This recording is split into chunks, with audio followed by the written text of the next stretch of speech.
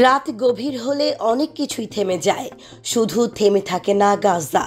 আর 23শে রমজানের পবিত্র রাতটাও যেন গাজার জন্য ছিল এক বিভীষিকাময় অভিশাপ। খানের ইউনুসের পশ্চিমে আল মাওয়াসি এলাকায় যখন কেউ একজন হাত তুলেছিলেন মোনাজাতে, ঠিক তখনই আকাশ ফাড়া শব্দে নেমে এলো এক নিষ্ঠুর মৃত্যু। ইসরায়েলের একটি যুদ্ধবিমান নিশানা করল একটি তাঁবু। সেই তাঁবুতেই ছিলেন হামাসের রাজনৈতিক ব্যুরোর সদস্য ও ফিলিস্তিনি পার্লামেন্ট সদস্য সালাহ বারদাউইল। তিনি ছিলেন হামাসের একজন সুপরিচিত নেতা, দীর্ঘদিন ধরে ফিলিস্তিনি প্রতিরোধ রাজনীতির মুখপাত্র। কিন্তু গত রাতে 23 মার্চ আল্লাহর সামনে সেজদারত অবস্থাতেই শেষ হলো তার জীবনযাত্রা। সঙ্গে ছিলেন তার স্ত্রী, তিনিও বাঁচলেন না।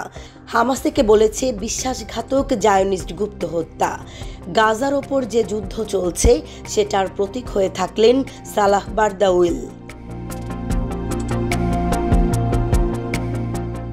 হামাসের পক্ষ থেকে দেয়া বিবৃতিতে বলা হয়েছে, বারদাউইল ছিলেন রাজনৈতিক, মিডিয়া ও জাতীয় সংগ্রামের এক প্রতীক। তাকে হারানো ফিলিস্তিনের জন্য বড় ক্ষতি। তবে সন্দেহ নেই, এই শোক ফিলিস্তিনিদের প্রতিরোধ আরও প্রবল করে তুলবে।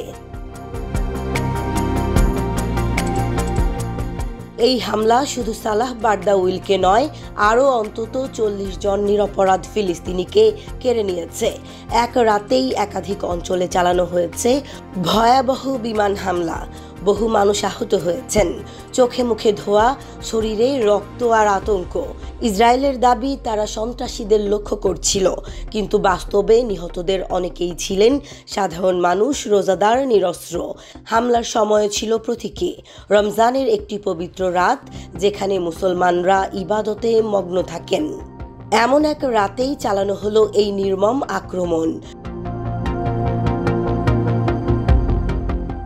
2023 সালের 7 অক্টোবর শুরু হওয়া ইসরায়েলি অভিযানে ইতোমধ্যেই নিহত হয়েছেন প্রায় 50,000 ফিলিস্তিনি, আহত হয়েছেন আরও 1 লাখেরও বেশি।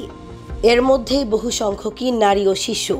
বিশ্বজুড়ে সমালোচনার মুখে ইসরায়েল জানুয়ারির 19 তারিখে একটি 3 পর্বের যুদ্ধবিরতির প্রস্তাবে সম্মত হয়েছিল, কিন্তু মাত্র 2 মাস পরই চুক্তি ভেঙে ফের শুরু করে নির্বিচার বোমাবর্ষণ।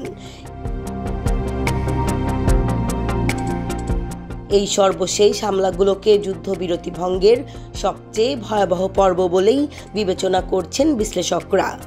অনেক দেশ এর তীব্র নিন্দা জানিয়েছে, কিন্তু নিন্দা থেমে থাকছে বিবৃতি আর গাজা ধ্বংসস্তূপে।